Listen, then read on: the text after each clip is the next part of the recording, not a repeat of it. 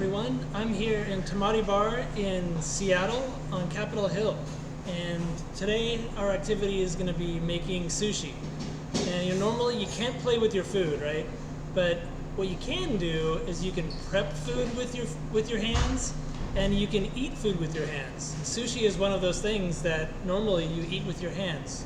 So, our unit here is talking about Asia, and sushi everyone thinks of as a Japanese food, but sushi originated in Southeast Asia, in like Vietnam, Cambodia area, and then was brought into China like 2,000 years ago, and of course made its way into Japan. That's where we know it. More recently, it's spread into Korea and into America and other places as Japanese people have spread around the world. And I don't expect you to be handling raw fish or being able to I can't put raw fish in your box for you, right? So what we're gonna do is we're gonna make something a little bit different. And I know that some of you are very familiar with sushi. You eat sushi a lot, you've had it before. Some of you though, maybe this will be your first time having something like sushi. So what we're gonna do is we're gonna make sushi out of the Rice Krispie treats that you see in your box. So what I want you to do is take one of these Rice Krispie treats and open it up. And we're gonna make our first type of sushi. Now actually there's lots of types of sushi. You might not know that. The ones that we normally hear about are maki, which is the rolled sushi, and nigiri. Nigiri is the normal kind of rice with fish or something on top. And we're gonna make nigiri first. But there's other kinds too. There's uramaki, which is inside out. So instead of the rice or the nori, the seaweed being on the outside, it's on the inside instead. And there's pressed sushi, which they serve here at Tamari Bar. And there's tofu packed sushi, where it's in tofu skin, that's called inari. And then there's fermented sushi. That's the original sushi, actually. Nade sushi is the original sushi from 2,000 years ago. And then, we know of 2,000. It's older than that. And then, so nigiri. Nigiri is also called edomai because it was served in the city of Edo, which is now called Tokyo. So back in the Edo period, they had like little carts out where you would buy it, kind of like a taco truck, I guess. So it'd be like a sushi truck. So take one of your Rice Krispie treats, and we're gonna split it in third. You can just rip it. If you had a knife, you could use a knife to cut it, but I'm just gonna rip it in thirds. It's kind of like, so you get about 3 pieces out of one, right? And set the big part down, keep the small part. And then you wanna just form that into a kind of a long, oblong piece of Rice Krispie treat. So nigiri means hand pinched. It means pinched sushi. So that's what we're doing. We're pinching it, right? You want to make it kind of. That's if you go and you watch somebody make it, they're like make hand like firm pinch, right? So take your piece of sushi, set it down, and then next you want to grab your bag of Swedish fish. So take your Swedish fish, open up the bag, and then grab 1 or 2. There should be like 10 or so in there. Just grab a couple. I also have some larger Swedish fish that I brought with me. So if you go to the store and you buy some, or if you get some from a grocery store, you might get some of these bigger ones. These bigger ones are great too. These ones work really well. So if you want to try it again, definitely look for the large ones. But small ones are great too. So I'm taking just 2 pieces of fish and sticking it on top of my inari sushi. Now this is a common thing for sushi. If the pieces are really small, they'll squeeze 2 of them on there. So there you go. There's your inari sushi. You're actually done with 1 piece of sushi. So I'm going to set this aside, and I'm going to work on the next thing. The next thing is going to be maki sushi, or rolled sushi. So I'm going to use that whole other 2/3, because I'm going to make this kind of big. You could just do 1/3 if you want, but I'm doing 2/3. And I'm just going to flatten this out. So normally, what you would do is you would spread it out flat on a piece of seaweed, and then roll it up really, really tight. But we're gonna compromise here. Just kind of, it's okay. I want to kind of squish it. Watch what I'm doing there. I'm squishing it flat on this end, and then just working my way back, making it really flat, and really wide, and really long. This is where my hands get sticky. And hopefully I work in something beforehand, because what I should have told you at the very beginning is make sure your hands are really well washed. I did, I washed my hands. You got to make sure you're using clean hands. You know, because that's what you got. If you're going to handle your food and eat it, especially if you're serving it to somebody else, you got to have clean hands beforehand. And I'm here before they open, so I don't have to worry about other people making my food dirty. They're about to open though, so I got to get this done. Okay, so next thing is take your fruit by the foot.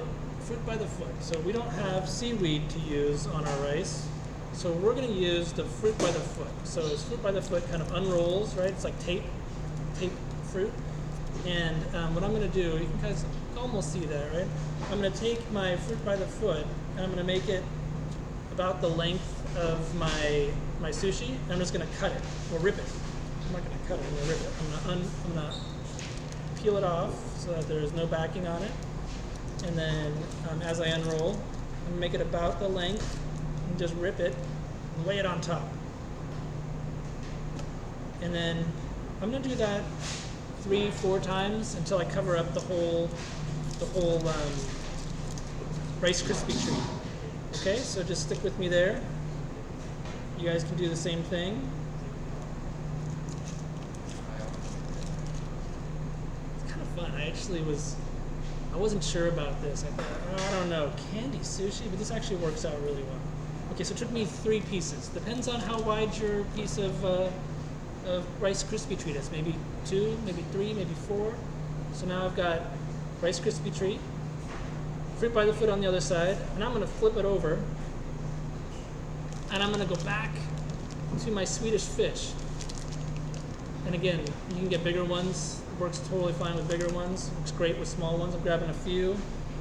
And what I'm doing here is I'm lining up the fish on one end. It only took me 2 to do the whole thing. So you can see I've lined up my fish at one end. And that's the end I'm going to roll over, okay? So take the end and start rolling it back. Make sure you get your fruit by the foot in there.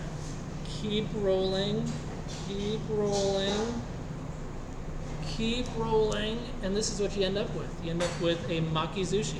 It's a maki, right? It's a rolled sushi. And you know, a normal sushi would be a lot longer than this, so if you want to go crazy, you got a couple Rice Krispie treats. You could try and make a really big one, or maybe you can get a hold of some from home or at the grocery store next time you go. Make a really big, long one. But people don't just eat Maki Sushi like this. What they do is they cut it up. So that's where my knife comes in. I'm going to cut pieces that are about 1 inch wide. You can just do whatever size. You can even eat it like this. You know, it doesn't really matter. You can eat it like a burrito if you want it. You know, I mean, it's candy, right? You do whatever you like. So I'm cutting mine about 1 inch wide. And what you end up with is it looks like there's maybe tuna fish in there. It looks great. I think this looks like a really convincing Maki Sushi. And it kind of depends on the fruit by the foot that you get. I don't know what flavor you got, but if there was apple in there, for example, it would be green. And then green looks exactly like like seaweed. So it looks perfect. So here's my different Maki Sushis, my different rolled sushi. So I'm going to set those aside. And I'm going to do one more type here.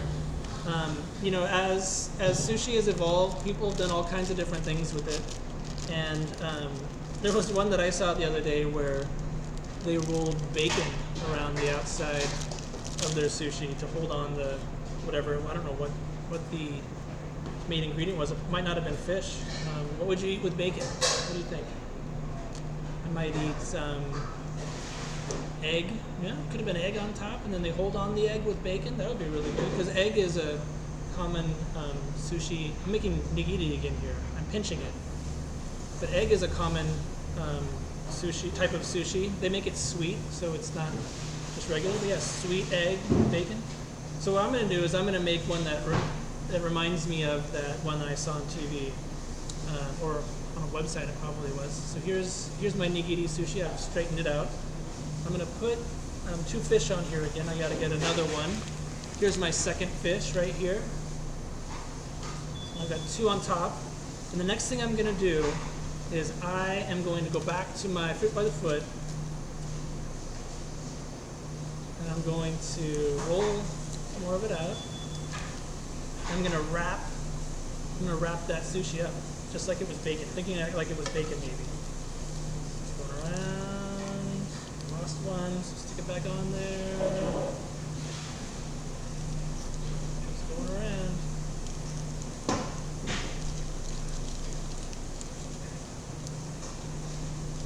Okay. Go slow and careful, and then rip it off at the end. And there you go. It's another type of sushi. It's a nigiri wrapped in, I'm imagining it's wrapped in bacon. It's really wrapped in fruit by the foot. I have a little bit more, so I'm going to make another just normal nigiri. In Japan, normally when you get sushi, it's always 2 nigiri together. So I think that's going to look a little bit nicer if I do 2. So I'm going to do one here. I still have a lot of Swedish fish here, honestly. There's a lot. You can do a lot of good stuff with that Swedish fish.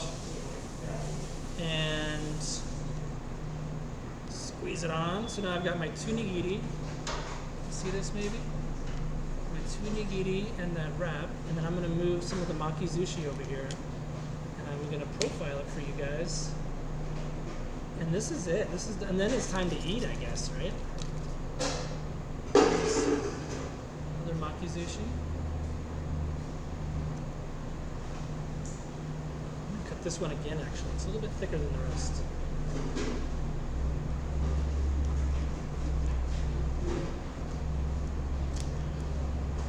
In those cooking shows, they always talk about presentation, right? You gotta make sure it has good presentations. That's what I'm going for right now. I got a gold plate. I don't know what kind of plate you're gonna use, but I have a gold plate here to try and make it look as good as possible. So here we go. Got your nigiri.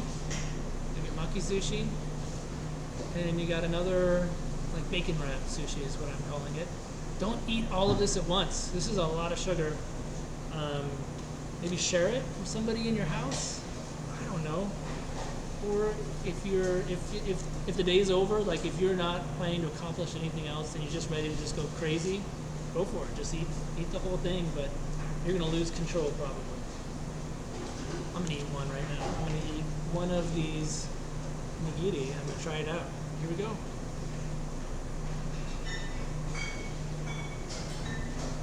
Not bad. I got cherry flavored Swedish fish. Alright.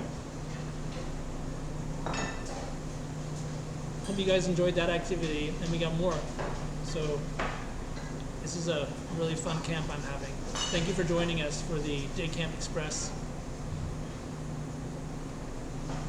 I'm out from Tamari Bar. Thank you. Bye-bye.